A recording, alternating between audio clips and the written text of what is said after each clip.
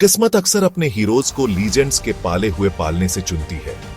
ऐसा ही अभिमन्यु के साथ हुआ, जो अर्जुन और सुभद्रा का बेटा और कृष्णा का भतीजा था। उसकी रगों में पांडवों की हिम्मत और यादवों की समझदारी दौड़ती थी। युद्ध की कगार पर खड़ी दुनिया में पैदा हुआ अभिमन्यु कोई आम बच्चा नहीं था। उसने आसानी से मार्शल आर्ट्स में महारत हासिल कर ली थी और अपने परिवार की उम्मीदें पाले हुए था। उसका बचपन अन्याय और वनवास की कहानियों से बना था, न कि नफरत पैदा करने के लिए, बल्कि कर्तव्य की भावना जगाने के लिए। उसने अपने परिवार के लिए एक ढाल और न्याय के लिए एक तलवार बनने की ट्रेनिंग ली, जो आने वाले युद्ध की तैयारी थी। राजकुमारी उत्तरा से शादी करने के बाद अभिमन्यु में जवानी की ताकत और नेक कैरेक्टर आ गया था। वह एक नई पीढ़ी का वादा था, जिसे कुरुक्षेत्र के मैदानों में महानता के लिए तय किया गया था। जैसे ही कुरुक्षेत्र का युद्ध शुरू हुआ, अभिमन्यु, जो सिर्फ 16 साल का था, पांडव चैंपियंस के बीच खड़ा था, खुद को साबित करने के लिए उत्सुक था। एक फेटफुल कहानी उस पर छाया हुई थी। वोम में रहते हुए उसने अर्जुन से सीखा था कि घातक चक्रव्यूह फॉर्मेशन में कैसे एंटर करे, लेकिन बाहर कैसे निकले ये नहीं, क्योंकि सुभद्रा लेसन पूरा होने से पहले ही सो गई थी।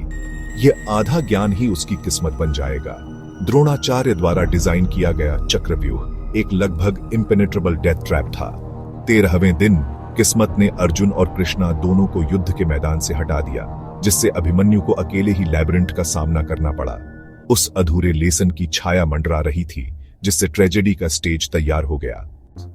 13वें दिन द्रोणाचार्य ने युधिष्ठिर को पकड़ने के लिए चक्रव्यूह का इस्तेमाल किया।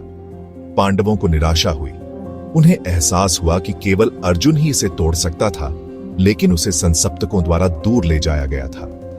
अर्जुन के चले जाने पर कैंप में निराशा छा गई। अभिमन्यु के अलावा कोई नहीं जानता था कि फॉर्मेशन में कैसे एंटर करें। शांत और दृढ़ अभिमन्यु ने कहा, मैं फॉर्मेशन को तोड़ दूंगा और आपके लिए एक रास्ता साफ कर दूंगा। पांडवों के बीच उम्मीद जगी। उन्हें इस बात का पता नहीं था कि उसका ज्ञान अधूरा था। अभिमन्यु की हिम्मत चमक उठी, लेकिन उसकी ट्रेनिंग में फेटल फ्लॉ जल्द ही सामने आ जाएगा। एक हीरो के ट्रायल का स्टेज तैयार था। युधिष्ठिर के आशीर्वाद से अभिमन्यु अपने रथ पर चढ़ा। उसका सुनहरा कवच चमक रहा था। उसने चेतावनी दी, मेरे पीछे पीछे चलो, मैं नहीं जानता कि चक्रव्यूह से बाहर कैसे निकलना है। पांडवों ने उसकी रक्षा करने का वादा किया और हमला शुरू हो गया। अभिमन्यु ने बेजोड़ फेरोशियस के साथ फॉर्मेशन को छेद दिया, जिससे कौरव सेना तितर बितर हो गई। उसके तीर बिजली की तरह उड़े, पहले लेयर को आसानी से खत्म कर दिया। लेकिन जैसे ही वह और अंदर गया, जयद्रथ ने ब्रीच को ब्लॉक कर दिया। एक बूंद का उपयोग करके पांडवों को रोके रखा। गैप बंद हो गया। अभिमन्यु फंस गया, बिल्कुल अकेला। उसने पीछे देखा, केवल दुश्मन दिखे और आगे बढ़ा। एक कमजोर योद्धा डगमगा जाता, लेकिन अभिमन्यु आगे बढ़ा, अंत तक लड़ने के लिए दृढ़। उसका एकमात्र रास्ता आगे था, दुश्मन के दिल में।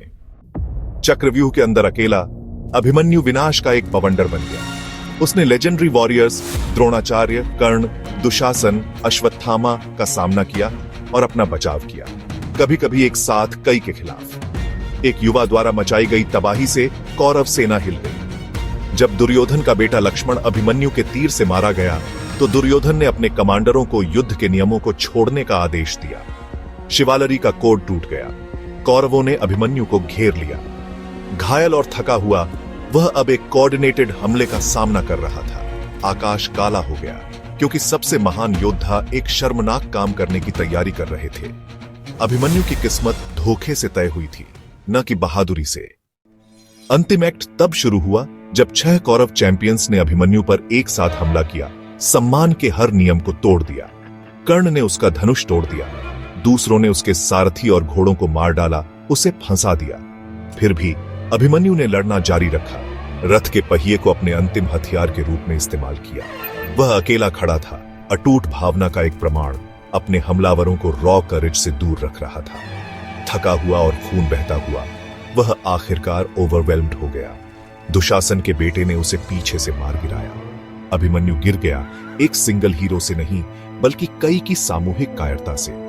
कौरवों ने जयकार की, लेकिन उनकी जीत खोखली थी।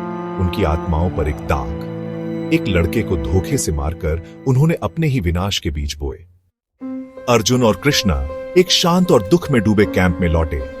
अभिमन्यु के अकेले स्टैंड और ब्रूटल मौत की कहानी ने अर्जुन को तोड़ दिया, जिसका दुख एक टेरिबल वाव में बदल गया। जयद्रथ सूर्यास्त तक मर जाएगा या अर्जुन अपनी जान ले लेगा। युद्ध पर्सनल हो गया। अर्जुन की शपथ से इलेक्ट्रिफाइड, अभिमन्यु की गर्भवती पत्नी उत्तरा उससे चुराए गए भविष्य का शोक मना रही थी। पांडव परिवार शोक में डूब गया था। जीत अब खोखली लग रही थी। अभिमन्यु के बलिदान ने महिमा के किसी भी इल्यूजन को हटा दिया, केवल नुकसान का खुलासा किया। उसकी मौत ने पांडवों के संकल्प को मजबूत किया, उनके दुख को राइचस फ्यूरी में बदल दिया। कौरवों के अधर्म के काम ने पांडवों को स्टील में बदल दिया। एक लड़के को मारकर कौरवों ने एक क्रोध जगाया जिसने उनके विनाश को सुनिश्चित किया। अभिमन्यु की विरासत उसकी मौत के बाद भी बनी रही। वह साहस और बलिदान का प्रतीक बन गया। युद्ध ने कुरुवंश को लगभग विलुप्त कर दिया। उम्मीद उत्तरा के अजन्मे बच्चे पर टिकी थी। अश्वत्थामा ने इस अंतिम वारिस को नष्ट करने के लिए एक दिव्य हथियार का इस्तेमाल किया, लेकिन कृष्णा ने हस्तक्षेप किया, वोम में बच्चे को बचाया। यह बच्चा परीक्षित एक नोबल राजा बनेगा, पांडव वंश को जारी रखेगा। परीक्षित के माध्यम से अभिमन्यु का खून और विरासत बची रही। उसकी कहानी पीढ़ियों को सही के लिए खड़े होने के लिए प्रेरित करती है, तब भी जब अकेले हो। अभिमन्यु महाभारत का युवा शेर एक चमकता सितारा बना हुआ है। इस बात का सबूत है कि साहस का एक दिन एक योद्धा को इटर्नल ग्लोरी दे सकता है।